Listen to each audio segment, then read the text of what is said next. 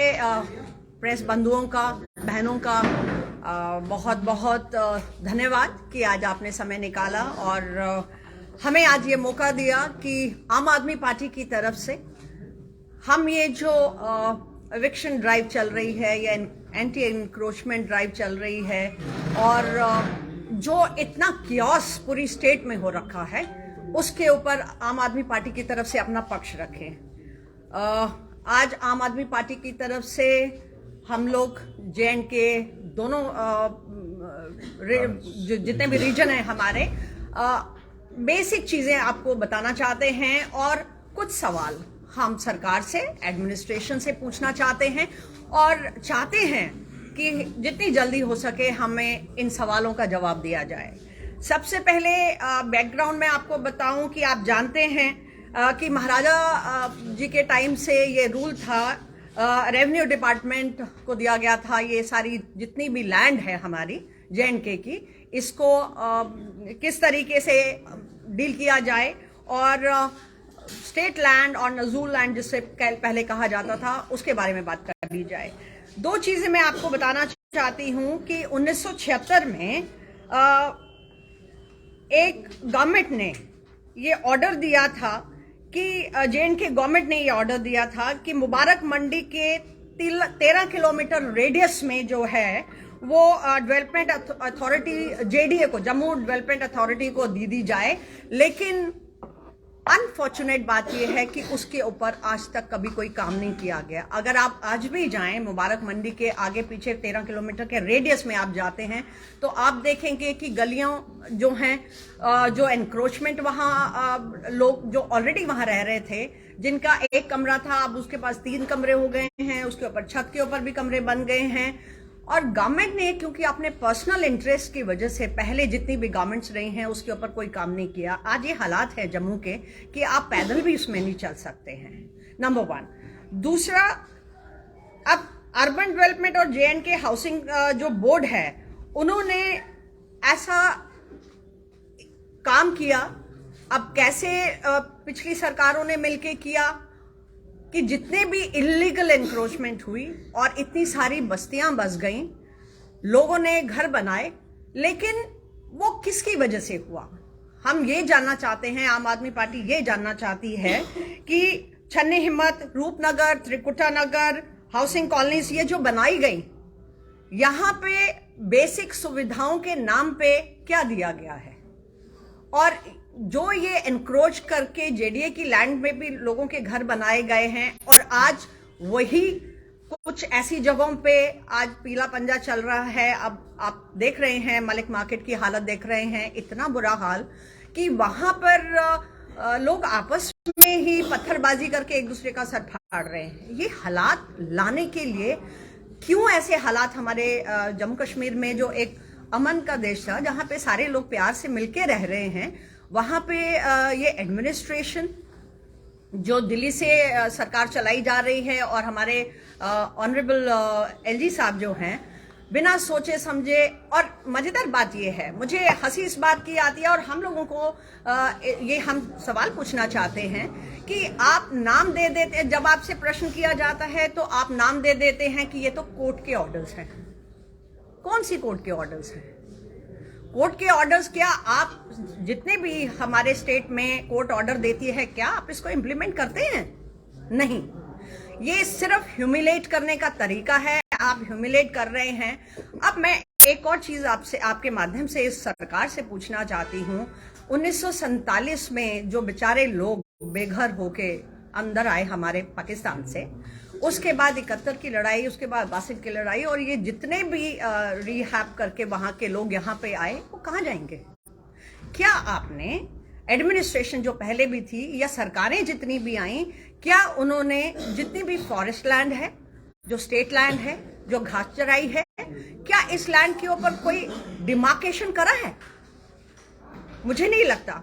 आज भी अगर आप जाएं इस पूरे एरिया में आपको कहीं कोई बोर्ड नहीं मिलेगा।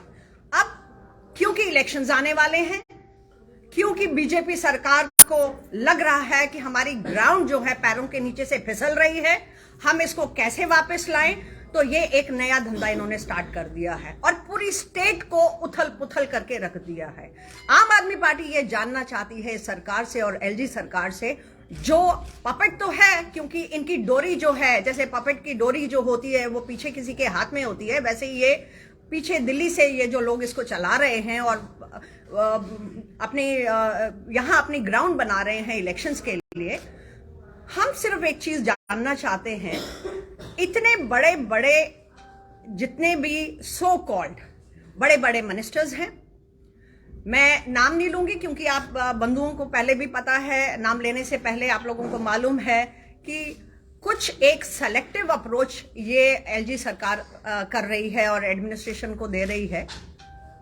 कुछ लोगों के नाम लिस्ट में हैं, कुछ लोगों के लिस्ट में नाम नहीं है। कुछ लोगों के नाम जो लिस्ट में नहीं हैं वो आप सब जानते हैं एंड मीडिया अच्छे से जानता है, क्योंकि आपसे कुछ चीज छुपी नहीं रहती है।